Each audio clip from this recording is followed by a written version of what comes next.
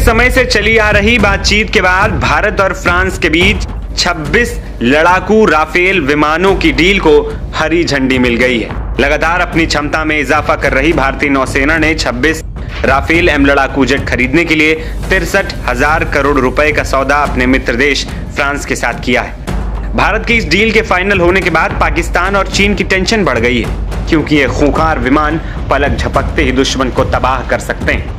और जिस तरह से पहलगाम आतंकी हमले के बाद पूरे देश में आक्रोश है, ऐसे में ये डील बेहद अहम मानी जा रही है। ये समझौता ऐसे समय में हुआ जब प्रधानमंत्री नरेंद्र मोदी के साथ रक्षा मंत्री राजनाथ सिंह की बैठक चल रही थी और दूसरी ओर पाकिस्तान पर भारत नकेल कस रहा है। सोमवार को डील पर हस्ताक्षर करने के लिए रक्षा सचिव राजेश कुमार सिंह मौजूद रहे और उनके साथ नौसेना के उप प्रमुख वाइस एडमिरल के स्वामीनाथन भी थे। तो वहीं फ्रांस के भी कई अधिकारी बैठक में शामिल हुए। प्रधानमंत्री नरेंद्र मोदी की अध्यक्षता वाली सुरक्षा मामलों की कैबिनेट समिति CCS ने फ्रांस से 26 राफेल एम लड़ाकू विमानों की खरीद को मंजूरी दी थी।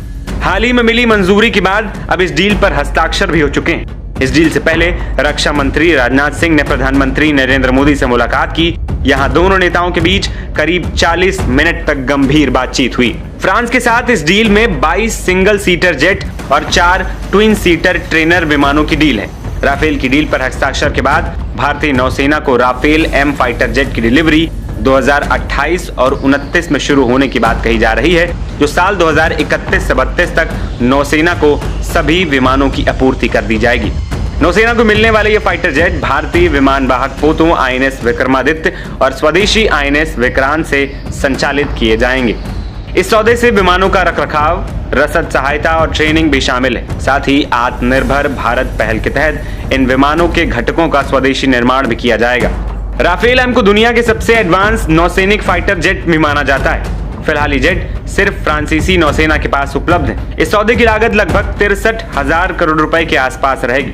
इन एयरक्राफ्ट के शामिल होने के बाद नौसेना की समुद्री हमले की क्षमताओं को मजबूती मिलेगी। हिंद प्रशांत क्षेत्र में भारत की रणनीतिक उपस्थिति को भी मजबूती मिलेगी। विशेषज्ञों का मानना है कि इस कदम से क्षेत्रीय संतुलन में भारत को अहम बढ़त मिलेगी। अभी भारतीय वायुसेना के पास भी राफेल विमानों के बेड़े हैं। राफेल एम की खासियत की बात करें तो राफेल एम सिर्फ 1 मिनट में 18,000 मीटर की ऊंचाई तक पहुंच सकता है। यह पाकिस्तान के F-16 और चीन के J-20 से ज्यादा खतरनाक है। ये उड़ान भरने के बाद 3700 किलोमीटर दूर तक हमला करने में सक्षम है। इसमें 300 mm की ऑटो कैनन गन है और 14 हार्ड पॉइंट्स है। ये बहुत कम जगह पर भी लैंड कर सकता है। अब आपको बताते हैं कि आखिर इसमें किस तरह की मिसाइलें लैस होंगी। वहीं राफेल एम में शक्तिशाली एंटी शिप मिसाइलें लगाई गई हैं, जो हवा से हवा और हवा से जमीन पर मार करने में सक्षम है। ये विमान पनडुब्बियां खोजकर ध्वस्त करने वाले विशेष रडार से लैस है। खास बात यह है कि राफेल एम में बीच हवा में ही रिफ्यूलिंग की जा सकती है। इससे इसकी रेंज और बढ़ जाएगी। इसकी पहली खेप 3 साल बाद मिलनी शुरू होगी, लेकिन ये डील भारत के लिए बेहद अहम है।